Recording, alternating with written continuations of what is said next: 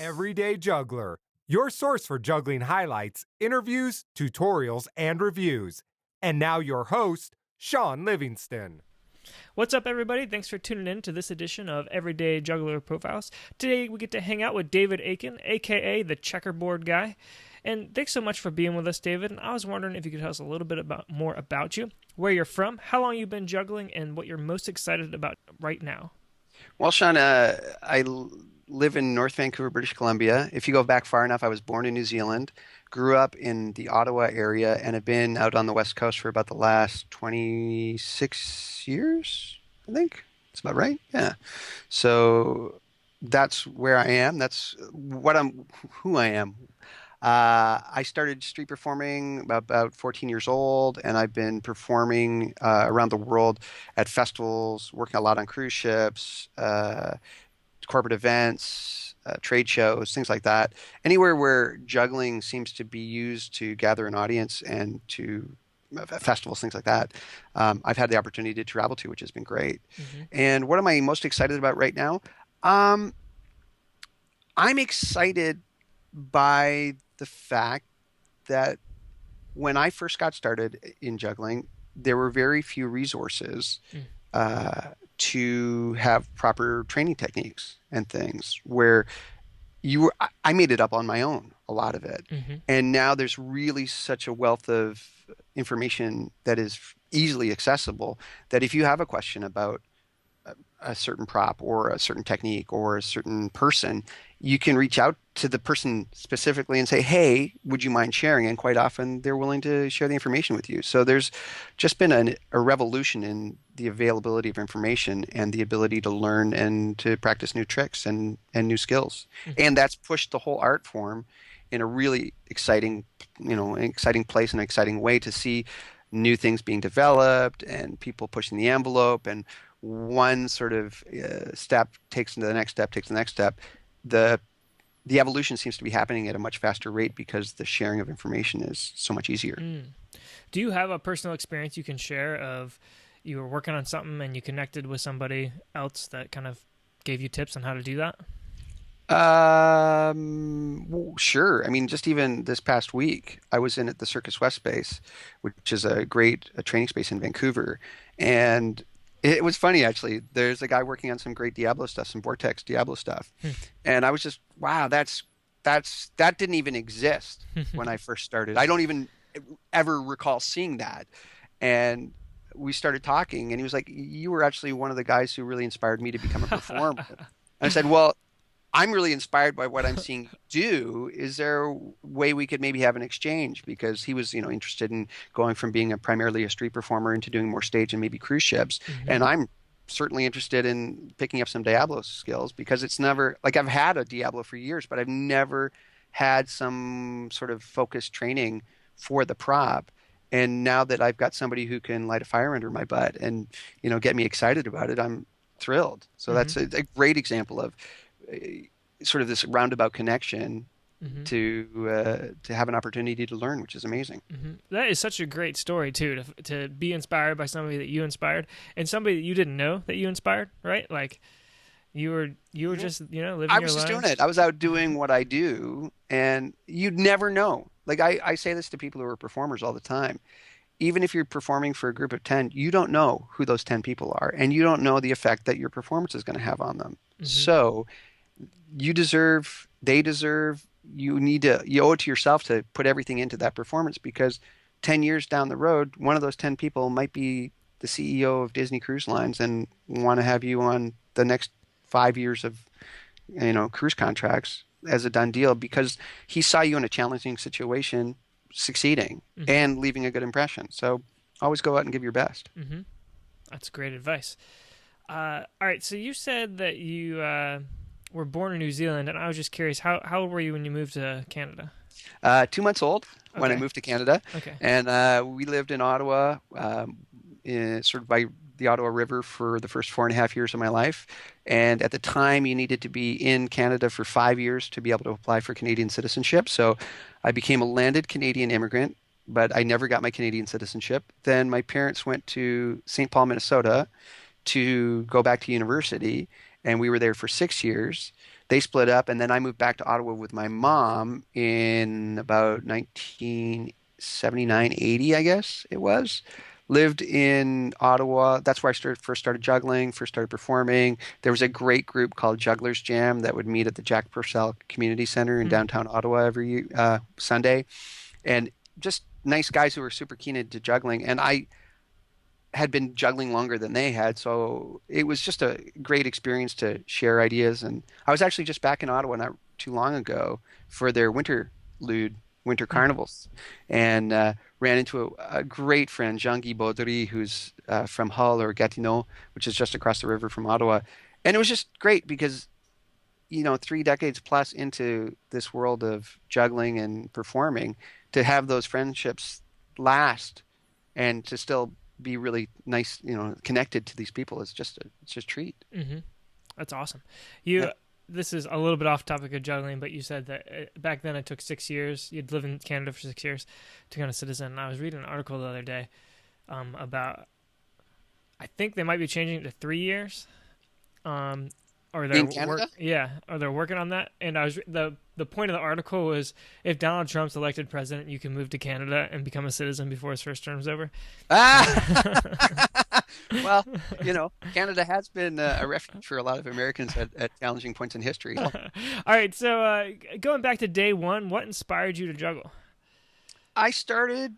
My brother had shown me the root of what a three-ball cascade would look like. So the pass as opposed to like a shower pattern. So he said that's the shower is what you see on comics all the time, but this is actually a much easier pattern to maintain. Showed me the basics of it with 2 balls, and then I sort of forgot about it for a couple of weeks. And then I was putting the laundry away, and my job was to, my mom would do the laundry, and then she'd put it all in the basket, and I'd take it upstairs and sort it out into that's my brother's stuff, that's my mom's stuff, and that's my stuff, and then put stuff away.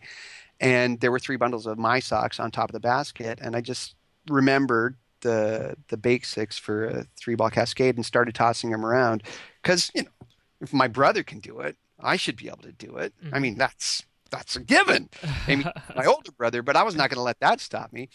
And the fact that I couldn't do it immediately intrigued me and made me actually work harder at it, which has been a pretty accurate description of most of my learning with juggling anyway. It's like the things that are just out of my reach have been the ones that I've wanted the most. Mm-hmm.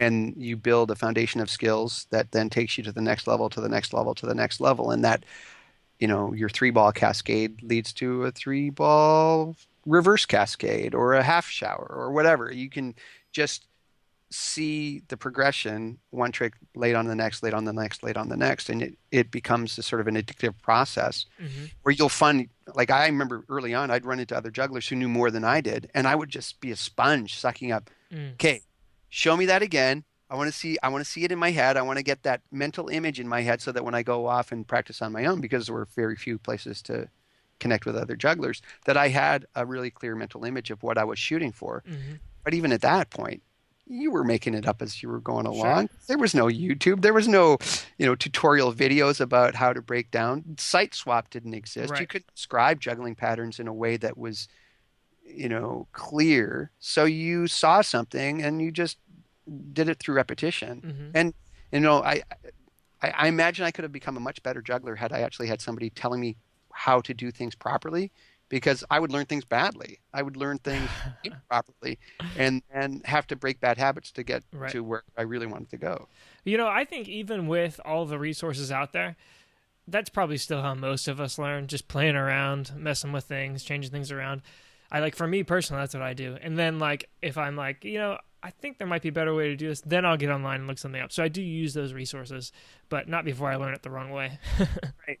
I was super lucky because my mom was really encouraging to me, and I was 14 years old, and I went to the juggling convention in SUNY Purchase. She put me on a bus in Montreal. Like, she was going to Montreal anyway, put me on a bus. I took a bus from Montreal down to New York, got to New York at the bus station, jumped on a subway to get to Grand Central, got on a train at Grand Central to get up to White Plains, which is where SUNY Purchase is, got off the train, and she said, when you get off the train, there'll be buses.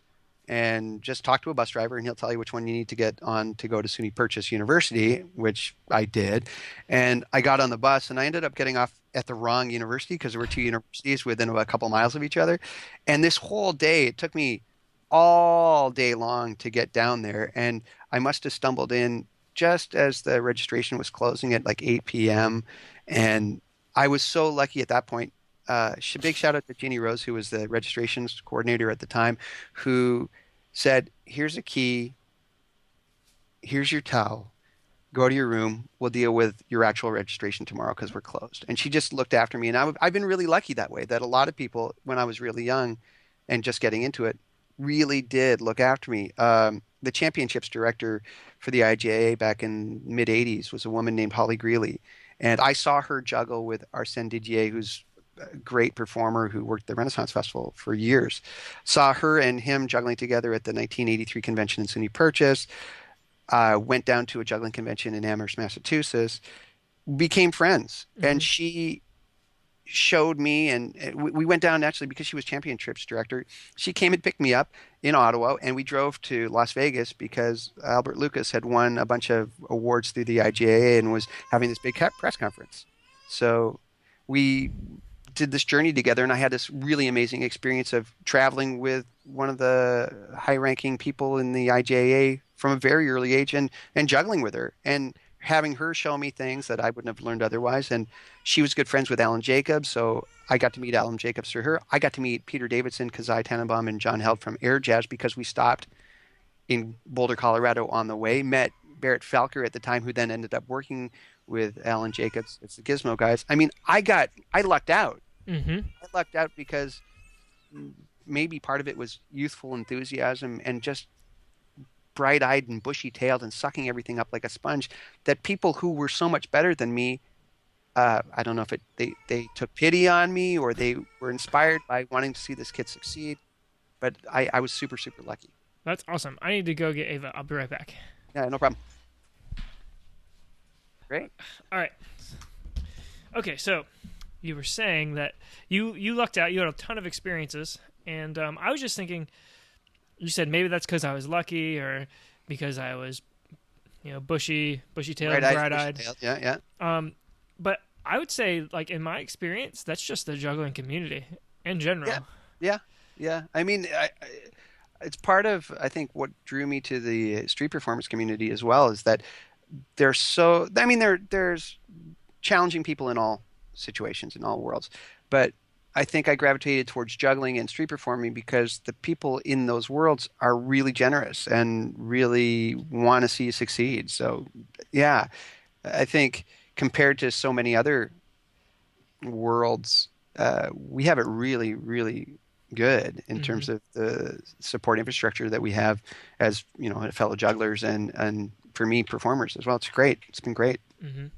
Yeah, it's been pretty cool and all of my experiences I've had with jugglers, just like you reach out to somebody and they're like, yeah, man, let's do this. You're awesome.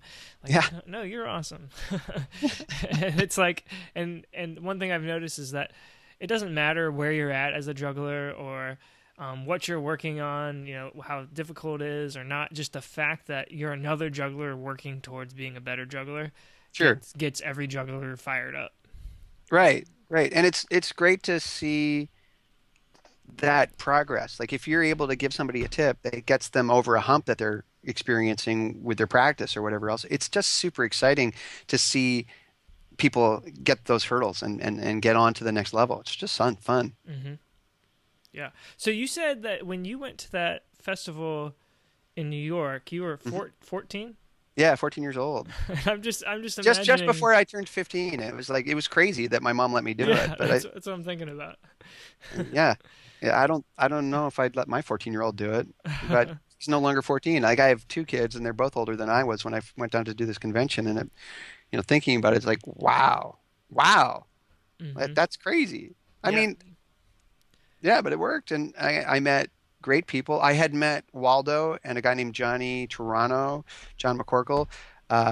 They had come to Ottawa for Canada Day, which is a big celebration, like the 4th of July, but the Canadian version. And they were there performing, and they let me hang out and watch and ask questions and learn. And John at one point said, "Oh, there's a unicycle meet down in Syracuse. You should come down and do it, or you should come see it." And so I went down and went to the unicycle meet, and then like my mom drove me down.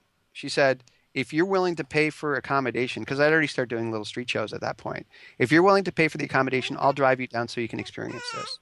And so we went down, and while I was running around having the top of my head blown off by people who could do things that I'd never ever seen before, she was going around and collecting all this information about the juggling convention in SUNY Purchase. And when we were driving home was when she sort of laid out the groundwork and said, I saw how excited you were by this. I saw how absolutely driven you were by it. So I found a way that you can do it and go to the other convention. I mean, how badly do you want to do it? And I was like, what? And so, I had a passion for it. I was driven to make it happen. And she provided the tools to, and this is pre-cell phone days. I mean, she just said, if you get into trouble, find a payphone. Right. Yeah. Which was crazy. But it was a different world, I guess, back then. It was, the whole notion of terrorism just didn't exist. And, kids used to play outside, and, your parents would send you outside to play. And if you came into the house before 5 o'clock, something was wrong. So it's a much different world and a much different experience. So maybe I'm lucky that I grew up when I did.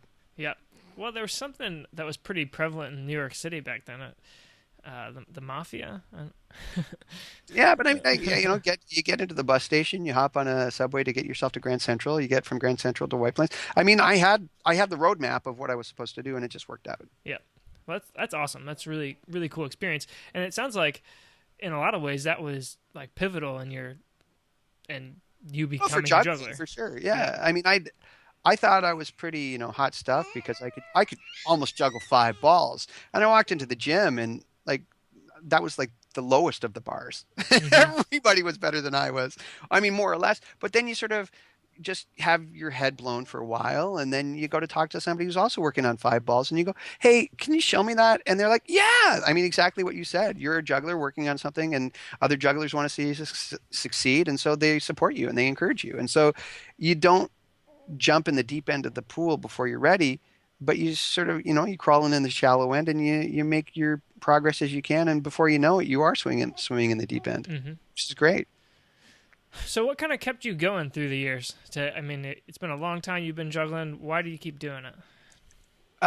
Well, it became the means to an end for me because I really started to enjoy performing, and the juggling was the hook to catch an audience with. And so performing became more the priority than the actual skills did. I would learn a new skill. I learned unicycle. I learned freestanding ladder. I learned all these other skills to incorporate into my performance.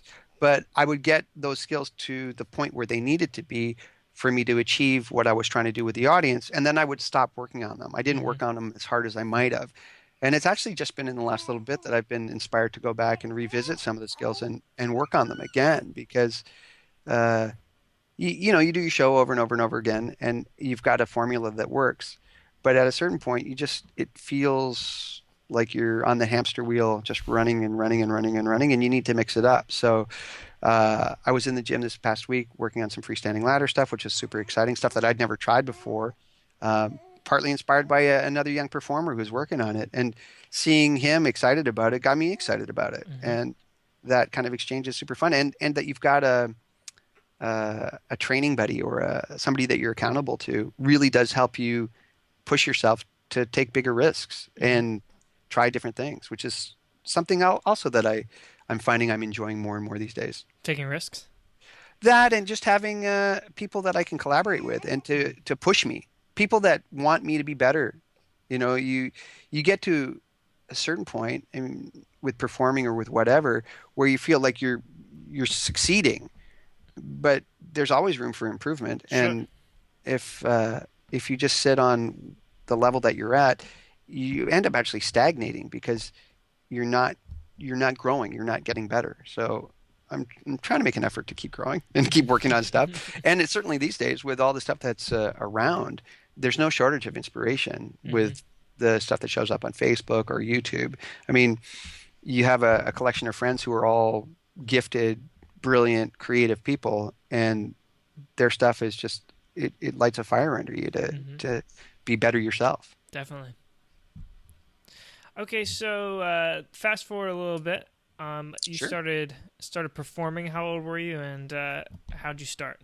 So performing actually happened really early on. When I first started to juggle, I was part of this group called the Society for Creative Anachronism, which was this medieval society, and they'd have feasts and they'd have these big sort of tournaments and things like that. And it's a little bit different than the Renaissance Festival world, but they're very similar in the kind of things that they do. So the juggling for me was an outlet to sort of fit into this group of people who were a lot older than I was, frankly. And so I was trying to use it as a hook to be accepted and to be, a part of what was going on, and used the juggling to sort of be like the court jester kind of thing. So right after, within months of learning how to juggle, I was doing stuff at these feasts for these medieval society. That's awesome. And yeah, it was cool. And then the following spring, somebody said, "Oh, you've been doing this juggling and you've been doing a little performing. You should try going out on the street."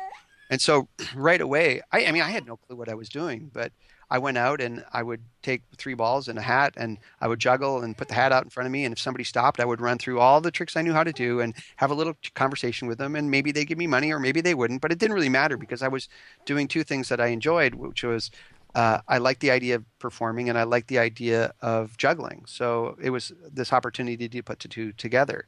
And then, I did some street performing in Ottawa on the Spark Street Mall for that first season. And then that led to me working later in the Byward Market. And for years, I would go out on Thursday, Friday, Saturday nights in the summer and work 2 or 3 or 4 shows because there was no one else working it. So I could be bad because there was no one that I was being compared to. And I could, get better at a really organic rate. And I was being trained by an audience that wanted me to succeed. So I think any good performer, you have a choice. You either listen to what the audience is telling you they want you to be like, or you deliberately mess with that for effect. And I mean, I think as most performers do, they gravitate towards the positive feedback that they get from their audience. So the more things that you're doing that they're responding to positively, that sort of shapes your character and shapes what you're doing and shapes the direction that you go in. And I was more than happy to listen to what they were telling me to do and grew sort of one show at a time, getting a little bit better every show I did. Did you have regulars that came out to see you every week? Oh, yeah. I had people who would come up to me in the Byward Market and said, "Oh, okay, what time are you going to start your next show?" Good, because I brought a girl, and every time I come and bring a date to your show, we have a great night. So I just want to say thanks. So it was great. I mean, there were people who would come all the time. I became a bit of a fixture down in the Byward Market. It was around the same time I started wearing the whole checkerboard pattern thing. I'd been, going back again to the 1983 juggling convention in SUNY Purchase and having met Waldo.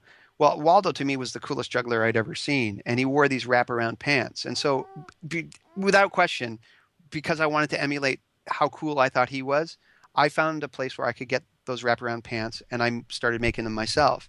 And then I found checkerboard fabric, and it was right around the time when the checkerboard Vans sneakers were really popular in the mid 80s. And so I got a pair of the checkerboard Vans, and I had some checkerboard pants, just like Waldo. And I felt great that I had that kind of connection to him. And then people started referring to me because they'd see me down in the market so much. I was down there doing shows all the time. They'd be, that guy in the market who does the juggling show. Where's the checkers? The guy, the checkerboard guy, that guy. And so it was a gift. At the time I was looking for a look and a hook, and it's proven to be a really successful gimmick that has served me well for, more than 3 decades. Mm-hmm. That's awesome. How would you say that in those 3 decades, the way that you perform or interact with audiences has changed?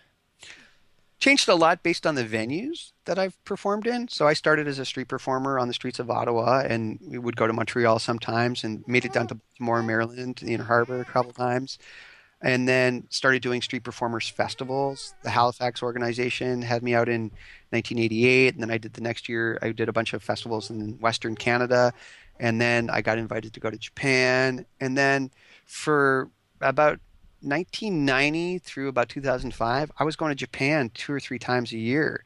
And so Japan influenced the kind of work that I was doing and how I was performing because that audience, well, I didn't speak the language initially, and over time picked up bits and pieces of the language so that I could make basic communication happen. And, a couple of years in, met a beautiful woman who was silly enough to say yes when I asked her to marry me when I was in Japan. And so we've been married 20 years, and at home we speak in Japanese as well. So That's awesome. yeah, it's great. That really affected things. And then around 2005, the Japanese market for me started to drift off for a bunch of different reasons. And I started working in cruise ships. And so that cruise ship market also then affected how my performance was because everything that I learned as a street performer allowed me to succeed in Japan. Everything that I learned from being a street performer and working in Japan helped me be successful on cruise ships. But there was still a learning curve about how to create a show that was more appropriate to that venue than, say, the stuff that I'd been doing when I first started in Ottawa. Mm-hmm. But you listen and you're aware of what's going on and you grow. So it just works out. All right. Did you say you performed in the Inner Harbor in Baltimore? Yeah. You threw that in there? Yeah. What, It was what brought you back down to in the days. Maryland? Well, I had friends again from having become a member of the IJA. Met Susan Kirby. I actually met Susan Kirby, she was known as a 7-ball, 9-ball juggler in the mid '80s. Actually, at the unicycle meet, I met her at the unicycle meet, and then saw her again at that juggling convention in 1983 in SUNY Purchase. We became friends. She moved to Baltimore. She was working with a guy in a duo called the Crab Trap Jugglers. When I started doing more and more street performing and doing festivals and stuff, I got to meet people like Rick and Mardine, who worked as Variety in Motion in the Inner Harbor. And Rick still works on cruise ships and stuff. And Miss Tilly, Laura Green, was in Baltimore at the time as well. So it was through the IJA that I met all these other people and saw the opportunity to go down, try doing street shows in the Inner Harbor. Jerry Rowan was there at the time. There were some great acts who some of them are still working, which is fantastic, Mm-hmm. and were big influences and showed me, how to become a better street performer and how to be work a crowd better and everything else. So, yeah, no, I've had so many mentors and so many, whether they knew they were my mentors or not, I've had so many people shape who I am Mm-hmm. just by their influence and things that I was inspired by, tips that they gave me, things that I learned along the way on my own. But it's been a trip. It's been great. Mm-hmm. How would you say that busking has changed from then and now? Um, the big thing that, well, I have this podcast called Stories from the Pitch, and this is a topic that comes up all the time. The podcast was originally created because Robert Nelson, who was big in the IJA and also a big street performer and actually a great performer on all sorts of different markets, he had cancer in his neck, and there was a sense that he wasn't going to be around a lot longer. So we started the podcast as a way to capture some of his stories and get him recorded because he was a great storyteller. And I really didn't want the world to not remember him. So I made the effort to get him to host a bunch of interviews, but really those interviews ended up becoming conversations because he'd take tangents and talk about different stuff. And so it started with Robert and then moved to other people as well. And then after Robert died, we continued and kept doing it. So, the connections with the street performing community have gone on since as a result. Mm-hmm. But do you still do any busking? I do a lot of street performers festivals at different times in the year, but straight street performing I haven't really done in quite a while because it's been I've had great opportunities to work other venues. And I think, you'll probably appreciate this as a parent. When I became a father and became a husband, it was easier mentally to know that there was money coming in. So I Mm. gravitated towards like all through that period from like we got married in 96 and our first son was born in 97. And that was right in the period where I was working in Japan all the time. And I would take these 6 to 8 week contracts in Japan because I knew that lump sum of money Mm. was going to cover the bills for a lot longer. And that also kind of shifted and directed the kind of work that I did, because it was nice to know that you had enough money to pay the bills. Whereas the street performing is great. You can actually probably make more money as a street performer than you can in a lot of other venues, but you're at the mercy of festival producers who may or may not hire you. You're at the mercy of whatever the regulations are for the place where you were performing, and that may or may not change. I mean, the original question before was what has changed in the time. There were a lot fewer regulations. There was a lot less lawsuits or fewer lawsuits that were involved. So people weren't all walking around with video cameras on their phones where they could, if something went wrong, it went viral on YouTube immediately.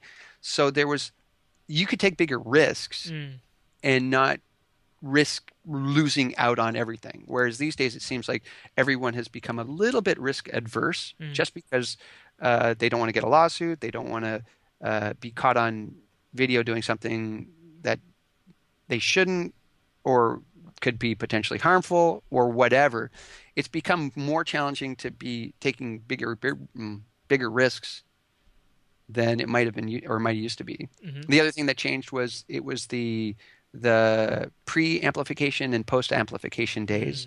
So when amplifiers really became standard equipment for street performers, it shifted the landscape significantly, because you could go from doing shows for 150, 200 people maximum, because that's how far your voice could reach, right, to doing shows for 1,000 people, because they could hear you and they could hear you clearly.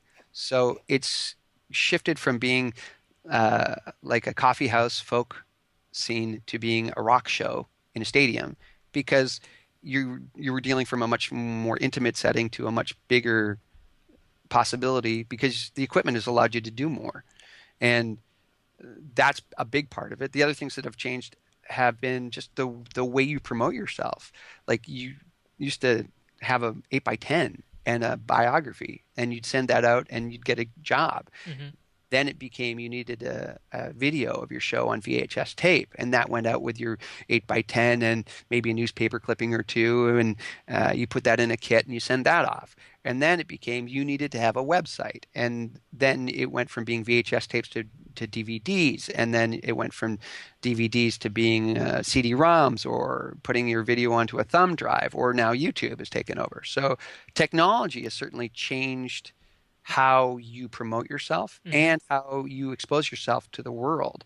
And a lot of people who have gotten into it in the last 5 or 10 years have, their whole learning curve was based upon the fact that they could see and grow and learn stuff from resources like YouTube. So you go to YouTube, you see what a successful street show is, and you emulate it.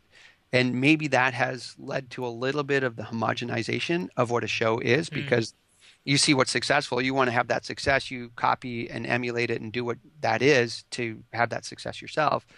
But there's still plenty of people who are going, okay, I see what's going on, but I'm going to try to do it in a more creative way or a different way. So there's a mix of people who it's easier to be generic now than it ever was, but generic people have always existed. Right.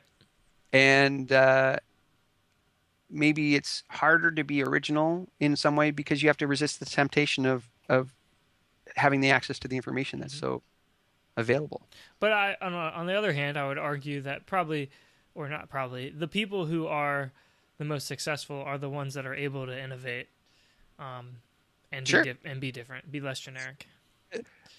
Yes and no. I think it depends on what your definition of success is. If your definition of success is making a lot of money, then having a generic show that hits all the points and follows the formula and gives the audience what they want. A friend of mine, Jeff Cobb, and I actually wrote a book that was called, it was a joke. It was a spoof on sort of a how-to book, and we called it So You Want to Be a Street Performer. And we joked about, we met years and years and years ago at the Edmonton Street Performers Festival, and at the time, we started having this running dialogue of, oh yeah, you see that guy's show over there? He's doing that thing off of page 4 of the manual. Like, it was like, that's directly a formulaic approach to putting your show together. And we decided that it was up to us to create this formula, this book that had all of the tricks that street performers use to gather a crowd and to, get them to think that they are going to give money at the end of the show. And here's a bunch of different hat lines, and here's techniques for how to do your hat line. And here's like he had me create this thing that we called the Danaid equation, which was how do you calculate the size of your hat as a busker? Well, it's dependent upon all of these factors. And so it was a bit of toilet humor, but it was you need to have the rows of depth of your audience determines how big your crowd can be, right? So your ROD is going to determine how big your hat is. So if you got a big rod, you're going to get a big hat. And so like it was all these like little, sexual references, innuendos and everything else. But if you actually look at the formula, you go, actually, that works and that makes sense. And that actually, there's a lot to That's it. awesome. And A book, it was a serious book, but it was written by street performers. So it was a spoof, but I mean, there's a lot of actual content that actually applies to how street performers use the venue and to make it a success for themselves. So again, is your definition of success making a lot of money? Well, then you can be a very generic show. I mean, for crying out loud, I followed that formula my whole career, and I could be, accused of being very guilty of having a show that's very formulaic, and yet get on a tall unicycle. Yeah, get on a tall unicycle and get on your HOD, your high object of danger, and juggle your OPDs, or PODs, perceived objects of danger, objects of perceived danger. It's like we had little acronyms for all the little things. It's like get up something high, juggle something dangerous, you'll make money. Yeah. And give the audience what they want, or challenge them. This conversation actually reminds me a little bit of the Viktor Kee Drop Everything podcast. Okay. Dan Holzman, when Viktor Kee's on. Yeah. And he was talking about performing with Cirque du Soleil and how it's a company, and the arts really in a lot of ways is being taken away, and you have to perform a certain way. They've got their formula. Yeah. Like Cirque du Soleil has created an incredible formula that sells lots of tickets around the world. They make beautiful eye candy. I actually, in 1984, after my first juggling convention, I went to the Fête Foraine de Baie-Saint-Paul in Baie-Saint-Paul, Quebec, which was where the very first Cirque du Soleil shows happened. They had just gotten the grant money. It literally was a group of 10 or 20 different street performing acts who'd gotten grant money from the Quebec government to buy a circus tent. And every night the show was different because they had 20 different acts that they were drawing material from. And it'd be like, if it was me and a bunch of people that are out there now, it'd be like, oh, Pogo Fred, we want you to do that part of your show. And Ruben, we're going to get you to do that part of the show. And Byron, you're going to do that straight jacket escape with the chains. And the next night they go, okay, Ruben, we're going to mix it up. We're going to get you to do that other routine you do. And Pogo Fred, we're actually going to get you to do something different. So every night the show is different. And yet, like I was saying, I became the street performer I became because the audience told me what they wanted me to be. Cirque du Soleil became Cirque du Soleil because audiences basically told them what they wanted that to be. And they crafted a beautiful package that has been incredibly successful. And you can't fault them for it, but you can also go, I personally can go, I remember the days when it was still street performers and it still had some grittiness to it. And I really loved that. But it was just, talking with Steve Ergatz via Facebook the other day about he's just finishing up with Quidam, and Quidam ran for 20 years, and they were just finishing the very last shows. The curtain has come down on that show for the last time as of Friday night in New Zealand. And, he's scratching his head and going, what's next for me? Because he's been with Cirque for years and is wondering what's going to be next for him. And, I've had these great chapters in my career where it's been, street performing for a long time and continues to be part of what I do. And then Japan for a long time, which really had an effect on how I perform. And then cruise ships for a long time have been a real focus for me. And, it's what is the next chapter of the journey? What can you take, and how can you take everything you've learned from every venue you've ever played in and capitalize on it to make something even better for whatever the next chapter is going to be? And what is it? What is the next chapter? As long as you're still passionate about what you're doing and are still pursuing interesting things and doing stuff that makes you better, I don't necessarily think any one venue is better than any other venue. I Mm-hmm. think they all have something to offer. In fact, early in my career, uh, a friend of mine, a really good friend from England, said, "Don't ever think of the street as a stepping stone to another venue, because if you do, you're treating it with less respect than it deserves, and you're not getting the most out of it that you can." Mm-hmm. And it really had an impact on me because it made me want to be the best I could be for that venue. Mm-hmm. And then when I started working in Japan, I wanted to be the best I could be for that specific venue. And how do I be the best? How do I take what I do and make it fit best for the cruise ship world and whatever else? And so it's been an ongoing journey of changing and morphing and tweaking. And I imagine if I went to Cirque du Soleil, I actually auditioned for Cirque du Soleil a couple years ago, and it was super interesting.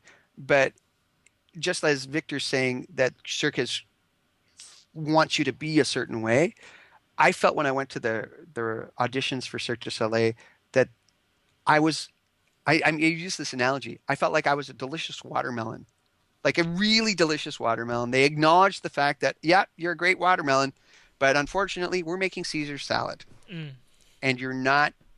I mean, watermelon just doesn't go into Caesar salad. I'm sorry. I mean, what you do and the skill set you've got is great in a fruit salad, but that's not what we're making. We're making a Caesar. So, had you been an anchovy or a crouton, we could have run with that. But you go, oh, okay. So then you kind of look at who you are and what you are and where you are and what you have to offer. And I've been working with a friend of mine who's a great unicyclist, and we've created this new show called the Bang Bang Boys.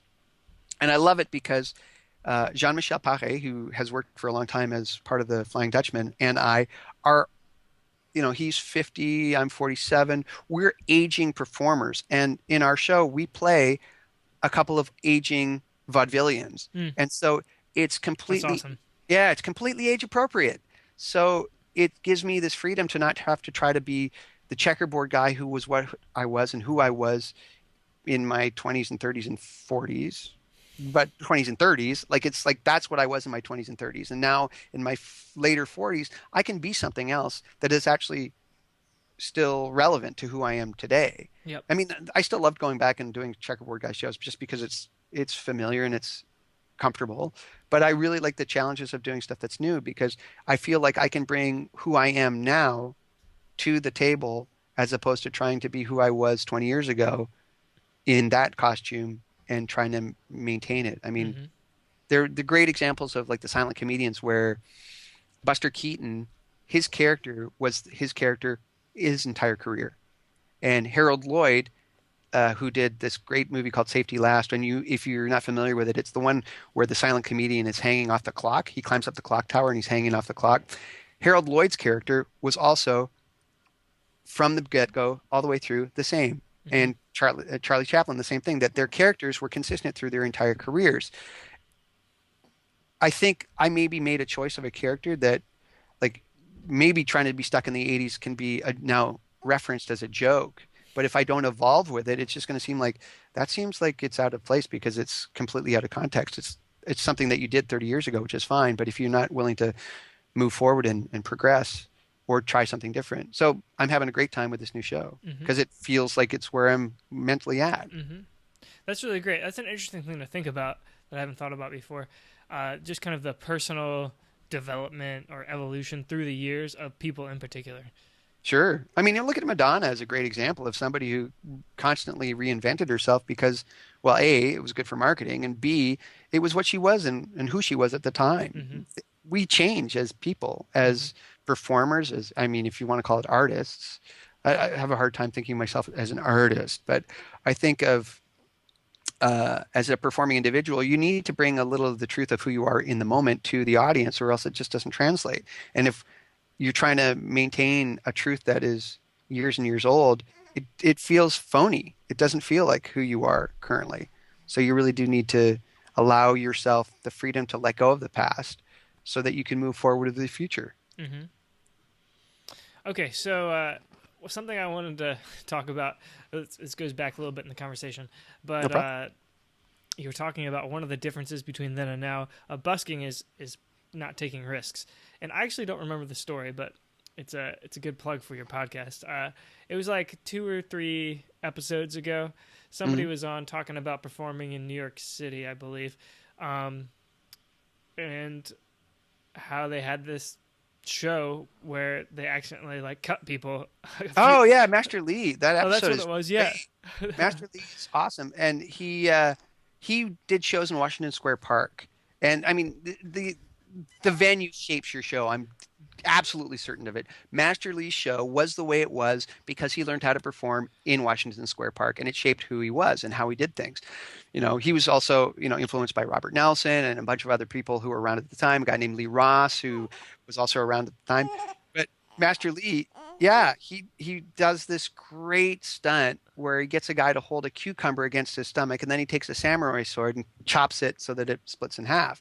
And he usually picks a guy who's got a bit more of a gut on him, so that, you know, if it hits his tummy, it hits soft tissue. Whereas he got this skater kid out who was so skinny that his hip bones were literally protruding out where the cucumber was being held. And when he went through the cucumber, he hit the bone as opposed to soft tissue and cut the guy. But the guy thought it was so cool that he'd been cut by Master Lee that he didn't press any charges or do anything. But man, did he dodge a bullet there. Yeah. There's another great story that goes back further to a guy named, well, he performed as Mr. Bonk, but Aaron, what's his name? Jeff Acton. Jeff's story is fantastic, where Jeff was doing a show in Australia when he was doing a tightrope show. And the classic street performer tightrope show or slack rope show is you tie one end of the slack rope onto a lamppost, and then you have a bunch of guys hold it, and then you walk on it. Well, he did it, but he didn't realize, he didn't check that the lamppost, at the base of the lamppost, because it was right by the ocean, had been all, you know, corroded and rotted out. And so when they pulled on the rope, the whole lamppost came down and knocked them on the head. And to make it even better, it was at this bar that was having this Austin Powers tribute evening, and so all the guys were dressed up like Austin Powers, and they pulled down this thing, and the lights smashed and chaos. But yeah, like again, you have these amazing stories about things that happen in street performing, because people still, I mean, you still end up taking risks that you wouldn't necessarily take in an indoor theater. Right.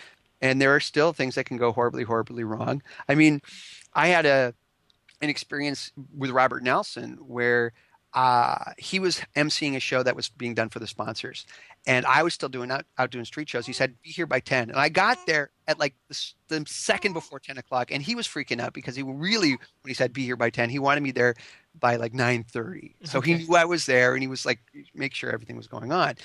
Well, I got there just in time to basically have him introduce me and walk straight on the stage without having a beat in between. I get there, I'm going to do freestanding ladder, I'm going to juggle clubs on top of the ladder, and I'm going to come down, and then they're going to put the band on. That's my part of the show. It's going to last 5 minutes, 6 minutes, and then they're going to have the band, they're going to close the evening, and the sponsors are going to drink, and it's a beer tent, and everything's great. So I get up on top of my ladder, but get the ladder out, and I get 3 clubs out that I'm going to throw out into the audience. Start climbing the ladder, and Robert goes around and takes the clubs and swaps them out with torches that have been soaked with gas, which is, you know, fine. You know, juggling a torch and juggling a club is right. It's the same-ish. But you're inside a tent with musical instruments behind you and people all around. Yeah. And okay, all right. I can, like, I'm standing up on the ladder, seeing what's going on, going, yeah, I'm going to roll with this. This is all good. And then usually you'll have the torches thrown up to you and light them so that you've got the control over what's going on. He lights all 3 torches before they get thrown up. They get thrown up. I catch them. Nothing happens. Everything is good still. I juggle the torches. The crowd goes crazy. And then I catch the torch. And then there's this moment where I look down and Robert's got a fire extinguisher. And he looks up at me and I look down at him and I'm about to blow out the torch. And this big cloud of white sort of chemical goo comes out of the fire extinguisher, covers me head to foot in this chemical powder. Torches go out, of course, but what happens is it's like a mushroom cloud, like an atomic bomb has gone off. This mushroom cloud of white powder just goes in the tent, and all of the musical instruments behind me are covered in this thing. And the entire tent just evacuates within 10 seconds. Everybody who's in the tent just gets up and leaves. And Robert's standing there. I'm looking down as the cloud of, like, I'm still up rocking on my freestanding ladder, and I'm looking down at him. And Are you like, what the heck? yeah, I hop down, I get off, and I'm like, that you went too far. I knew what you were doing. I saw what the joke was, but you went too far. And like, a couple days later, You must have been pissed. I was a little angry. I was frustrated and a little angry because like there's one thing to mess with your show, but it's another thing to put me in danger because I couldn't see, and the audience wasn't that far away from where I was doing the freestanding ladder, so that if I fell, I would have fallen into the audience, which was just dangerous. And and I couldn't breathe and I couldn't see. And a couple days later, he came and he goes, he knew he went too far, and he came up to me and he goes, "I'm really sorry, but you know what? You know I had to do it. You know that I had to do it because it was the joke. I had to do it. But I knew you were okay." When the cloud of dust subsided and I looked up and there was a white checkerboard guy, head to toe covered in white, but I could see your eyes blinking. And there's like two little black saucers in this cloud of white just going blink, blink, blink, blink, blink, blink, blink, blink, blink, and hopped down off the ladder and got off. But I mean, a risk. Like, I think maybe there's still a bit of that alive and well in the world of street performing where people will take risks and do crazy things. Yeah. But sometimes they play really, really well. Sometimes they backfire on you.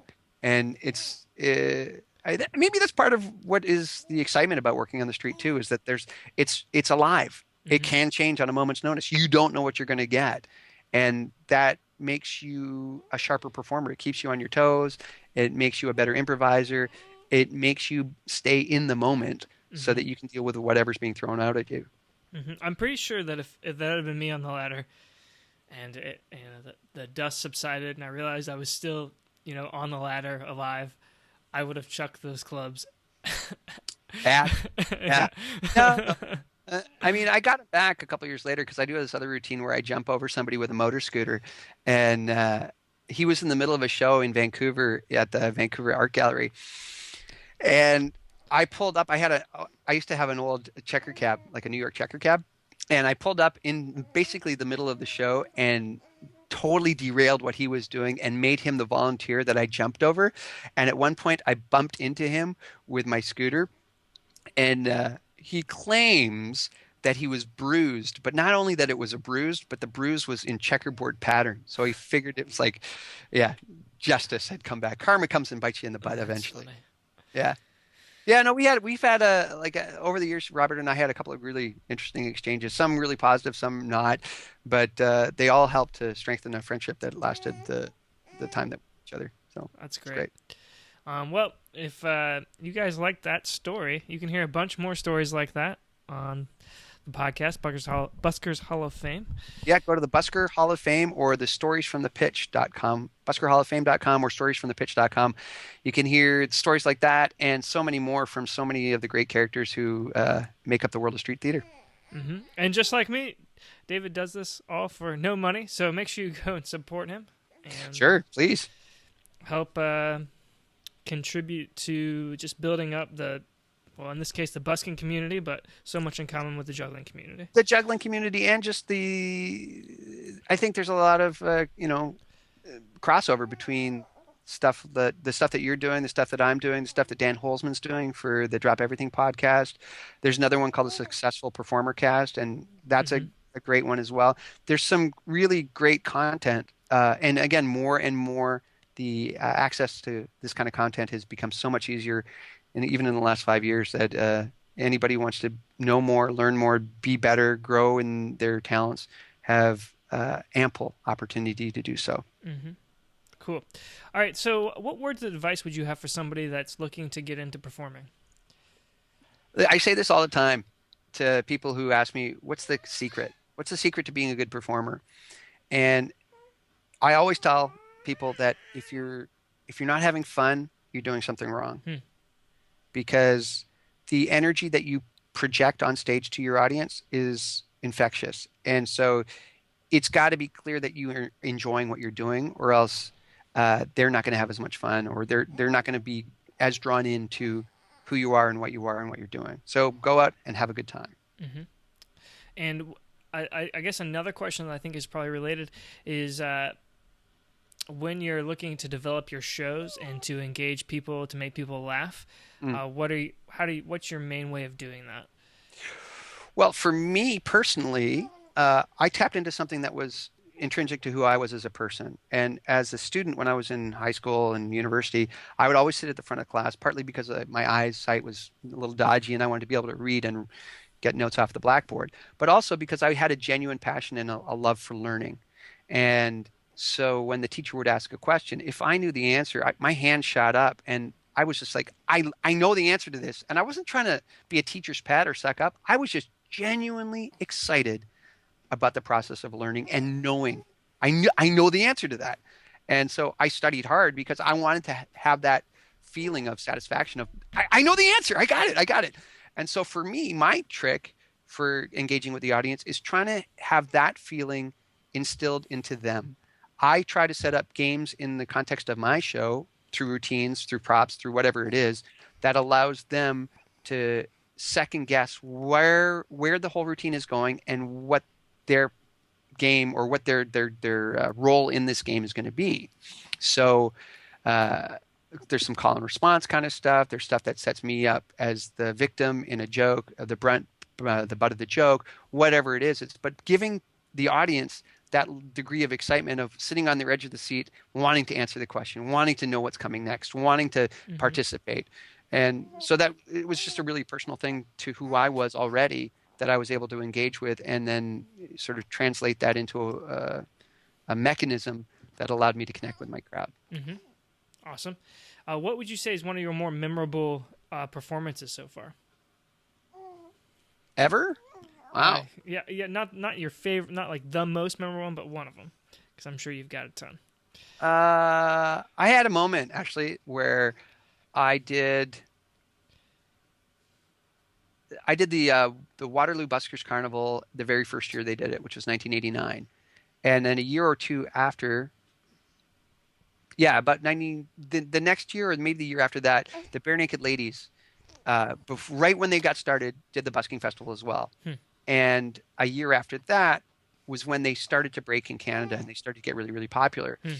And I was doing a street show at Granville Island in Vancouver, and I had become a bit of a fan of the band and knew their stuff. And there's this guy sitting in the front row of my audience, and he looked like a dead ringer for Ed Robertson from the Bare Naked Ladies. And as a street performer, you're always riffing on what your crowd is giving you. And, oh, hey, look, it's Santa Claus walking by. Or, hey, it looks like the president. Hey, are you Barack Obama? Because that is so cool that you came to see my show. And, of course, it's not Barack Obama, but it's a guy who, has some kind of vague similar look.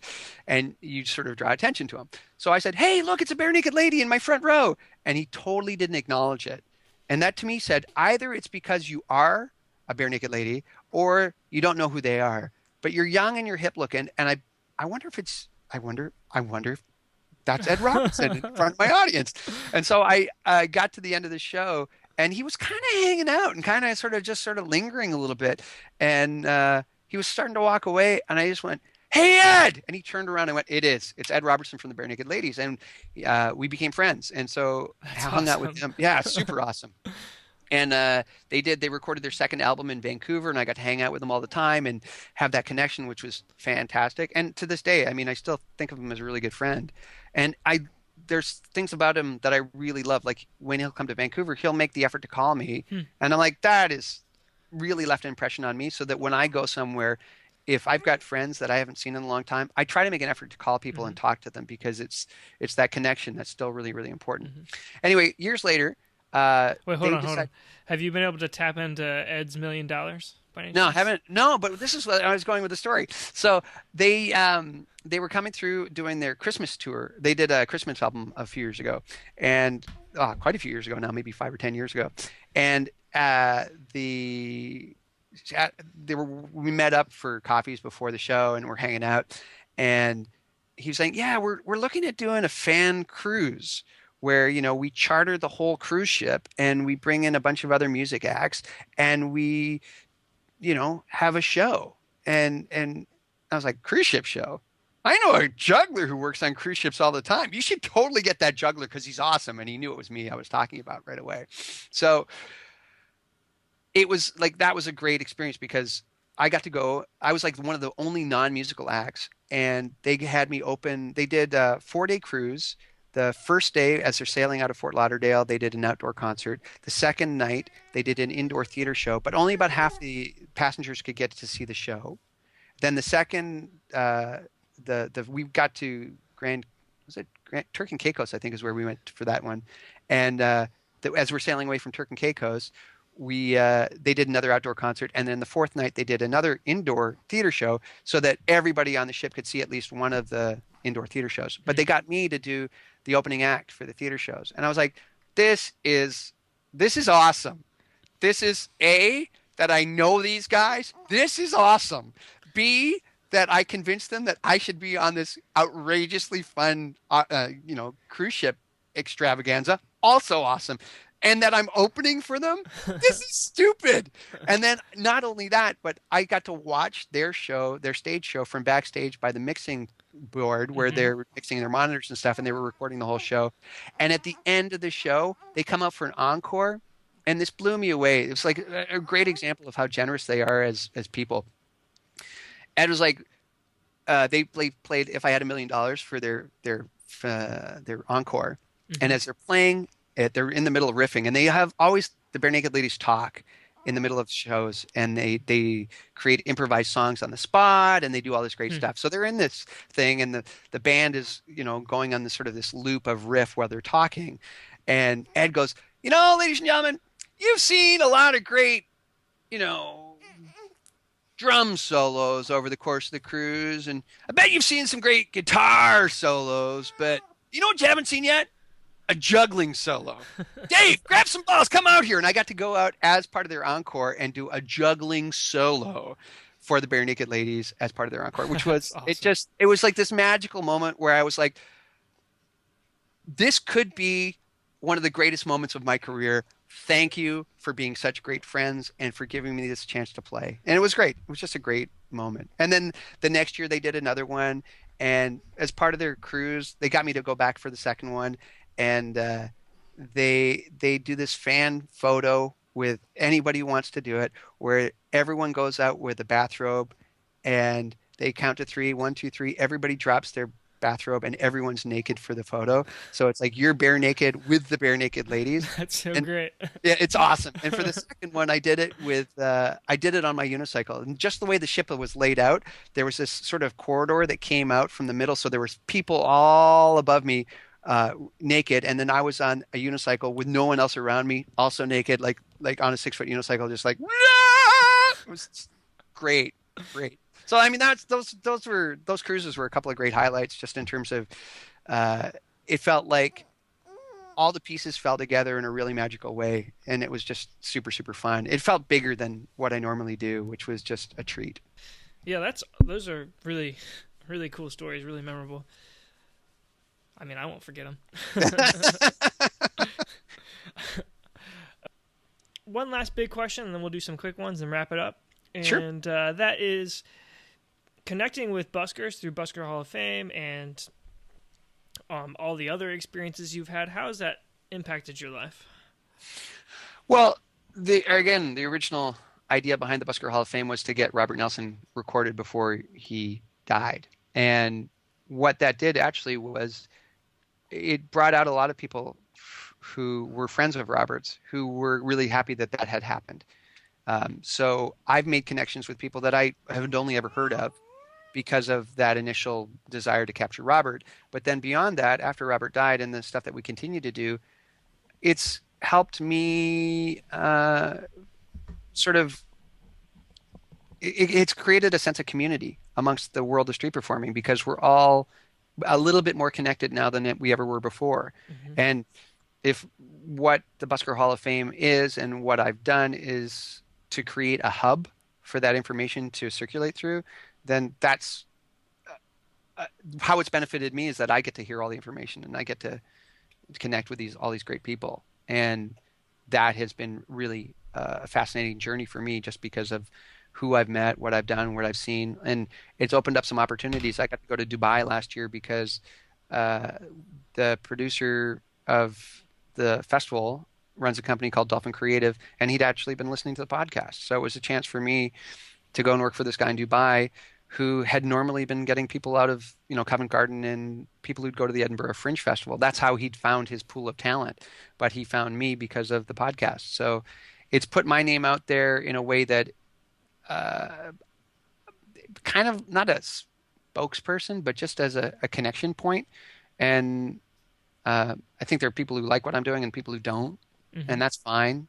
I mean, you can't be everything to all people. Right. So you do the best you can, and you try to put out something that's positive for the community. Mm-hmm. And so that journey has helped connect me with other people. Like the executive director for the project lives in Austin, Texas, and one of the story producer, Magic Brian, is in New York City, and we've had interviews with people from all over the world, and continue to find great stories and great connections each episode that we put out, which is just a blast.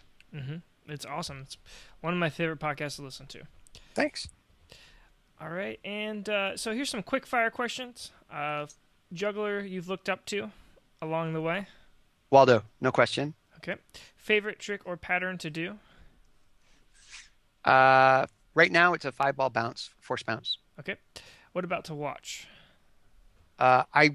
Jay Gilligan just posted on my Facebook page a whole bunch of work he's been doing with his props, like rings, predominantly rings, and it blew me away. I got to work with Jay a bunch of years ago, and he's always inspired me as a creator and developer of material, and just pushes the envelopes, and it never seems to be satisfied with where he's at. And that notion of wanting to be a better future version of myself, having him as part of my accountability team, wanting me to be better than I am right now, is awesome. Mm-hmm. Mm-hmm.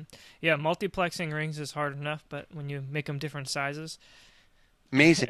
And that he's not just working with rings. He's made other object shapes and has really sort of broadened the scope of what can be done, or what a prop can be, and how it can be manipulated. It's just, I mean, he's spawned a whole generation of a style of juggling based on a lot of the work that he's done, and where he's taken the work and the creativity and how he's applied it to juggling as an art form. It's amazing. Mm-hmm. All right. Favorite prop to juggle? Kind of prop. Favorite kind of prop? My bean bags are just regular squeeze-its, like a regular squeezy bean bag, and they've served me well for forever. I mean, I used to make my own balls, but then at a certain point I went, no, these are the ones that I'm going to stick with.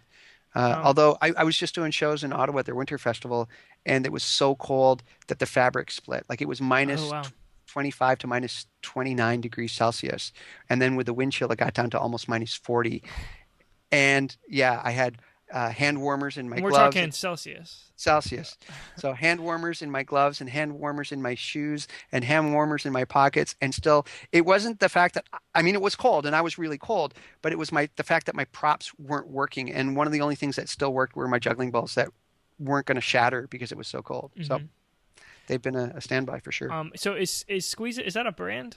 Or, oh, they used to be. Squeeze-Its used to be the original yellow squeezy beanbag. But then if you get, like, it's any of the like juggling suppliers have them. I think I get mine from Higgins Brothers in Canada, but like Dubé has them, and Todd Strong has them, or Todd Smith has them, I think, and the Renegades probably have them as well. Just a standard squeezy juggling ball. Okay.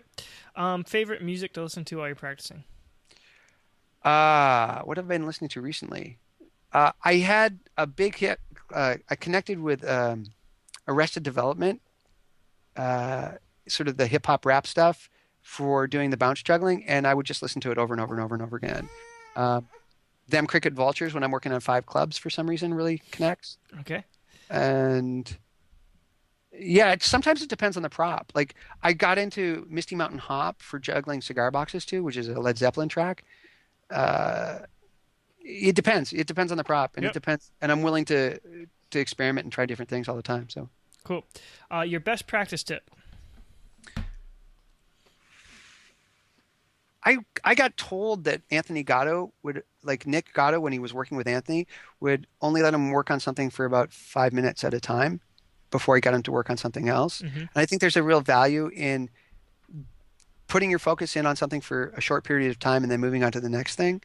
And that if you are going to have a long training session, that you include lots of different tricks in the context of it, and don't just run the same trick over and over and over again, because you may inadvertently be practicing bad technique as opposed to practicing good technique.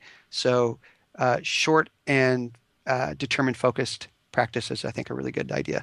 Okay, great tip. All right, so if people want to check out your stuff, either your show, or they want to hire you, or they want to check out your podcast, where can they find you? You can find me online at thecheckerboardguy.com. You can find me on Facebook at The Checkerboard Guy, Facebook / The Checkerboard Guy. And the new show I'm doing with my friend Jean-Michel, we call ourselves the Bang Bang Boys. Please don't go to the bangbangboys.com. It's not us. It's a much different kind of performing. But you can find us on Facebook at facebook.com / the Bang Bang Boys. You can find us there, but don't go to the bangbangboys.com. Let me reiterate that again. Do not go there looking for us. It's not us. And you can find me in the podcast and the Busker Hall of Fame at www.buskerhalloffame.com or storiesfromthepitch.com. Both take you to the same place. All right. Bangbangboys.com is that Bare Naked Ladies Cruise Uncut, maybe? It's a complete, well, you got the bare naked part right, but it ain't ladies, I'll tell you that. All right, so you have the last word. What are some words of inspiration you have for the juggling community at large? Inspiration. It's more thanks to the world of juggling, because I want to say thank you for continually inspiring me to do what I do and to be better than I am currently, wanting more from me. Thanks for helping me become a better future version of myself, and thank you to everyone who's pushing the art form in a new direction. It's jaw-droppingly inspiring. All right, well, thanks everybody for watching, and thank you, David, for joining us today. It's you been bet. Awesome. And don't forget that you can check out other interviews like this and highlight reels on my channel, Everyday Juggler, every single week. And make sure you download my free resource, Top 15 Ways to Take Your Juggling to the Next Level, on my website. Until next time, keep on juggling. Thanks for watching. If you like what you saw, be sure to support the channel. Leave a comment, like, share, and subscribe.